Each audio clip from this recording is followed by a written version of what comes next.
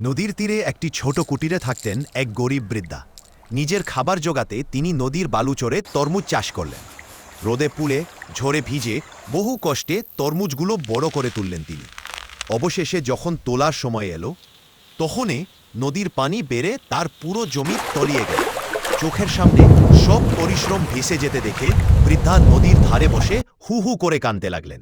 কান্নার ক্লান্তিতে সেখানেই তিনি ঘুমিয়ে পড়লেন। ভোরে ঘুম ভেঙে তিনি অবাক হয়ে দেখলেন নদীর পানি পুরো শুকিয়ে গেছে। দৌড়ে জমিতে গিয়ে দেখেন সাধারণ তরমুজের বদলে সেখানে ঝকঝক করছে অসংখ্য সোনার তরমুজ।